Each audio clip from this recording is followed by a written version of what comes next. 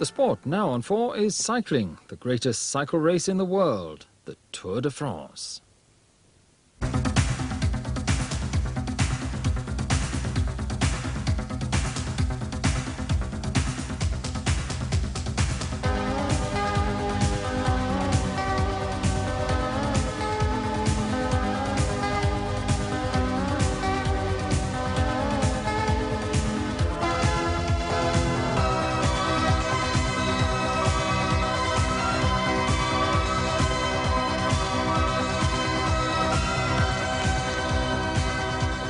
Good evening and welcome to the 1987 Tour de France. And this is it, the front window of Channel 4, home for us for the next 26 days as we follow the greatest cycling show on earth.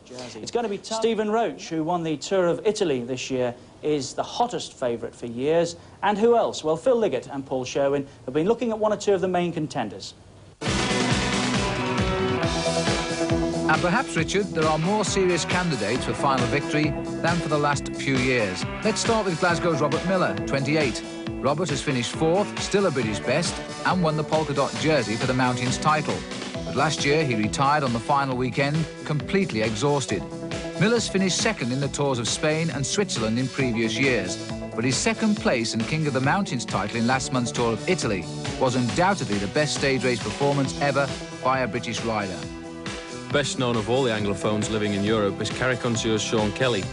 Kelly is 31 now and has won most of the top races, including the Paris-Nice Classic, a record 6 times in a 10-year career, but he's never won the Tour de France. He's won the race on points 3 times. This season, a crash in Paris-Roubaix stopped his defence of that title. An assist in a most uncomfortable place a month later stopped him possibly from winning the Tour of Spain in May. He's recovered now and is again favourite for the green jersey, possibly with the yellow to match. Perhaps everyone's favourite is the popular Irishman Stephen Roche, a Dubliner who now lives in Pontoise near Paris. Roche is now 27 and recently became the first English speaker to win the Tour of Italy and is certainly having his finest season since he turned professional in 1981. He's had wins in major races this year in Switzerland and Spain as well. He finished 3rd in 1985 when Greg LeMond and Bernard Hinault, both not riding now, beat him in Paris. Phil Anderson is an Australian, but he was born in London 29 years ago. After a year of injury, Anderson is showing signs of returning to form. He's still the only Australian to wear the leader's yellow jersey, which he did in 1981 and 1982. He's Robert Miller's team captain and an excellent support rider who could challenge in his own right. Jean-Francois Bernard is the new hope of French cycling, the man who France hopes will soon succeed Bernard Hinault. And at 24, he should make enormous progress this time, although the pressure from the home crowd might prove just too much. Belgium's hopes lie with Claude Criquelion. At 30, time is running out for him to better his 5th place last year. This will be his 9th attempt to win the Tour, and it comes after an outstanding classic season this April, when he finished 3rd in Liège-Bastogne-Liège after winning the Tour of Flanders. No one is quite sure what to expect from 26 years old Laurent Fignon, the blonde-haired Parisian who has twice won the race in 1983 and 84.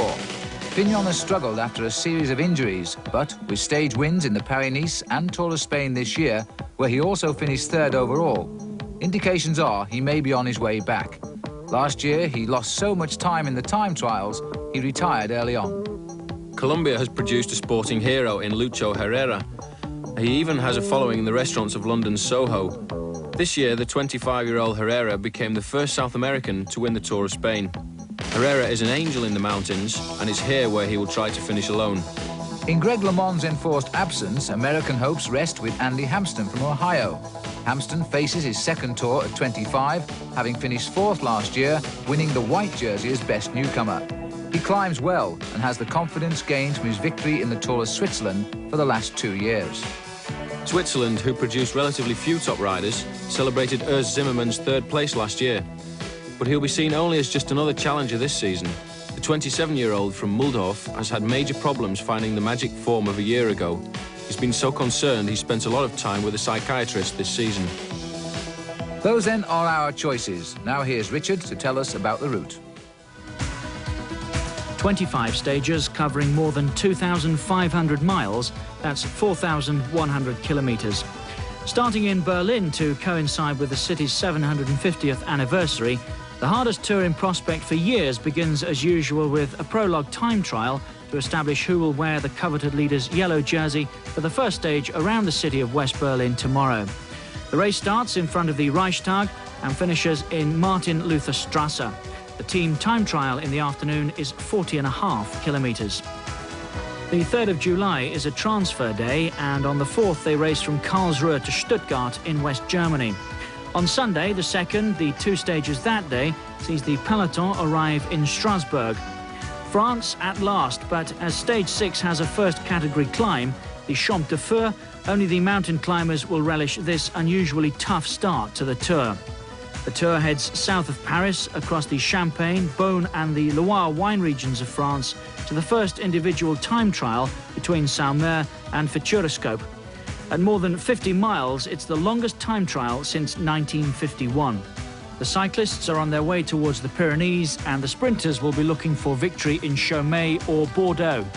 Stage 13, unlucky for all but the best climbers. 219 kilometres and 3 first category climbs before they reach Pau, and stage 14 to the ski station of Les Ardennes is even tougher. They climb the Col du Marie Blanc for the 2nd consecutive day and the Col d'Aubisque at 5,676 feet. The riders head towards the south of France, and with a vicious climb up to the finish on stage 16 at Millau, only the road into Avignon gives the riders a break from the hills. A rest day at Avignon before 5 of the toughest ever days in the mountains. The 2nd time trial is up Mont Ventoux in Provence, the mountain that killed Tom Simpson, a massive 6,282 feet. A real race of truth, each man against the clock.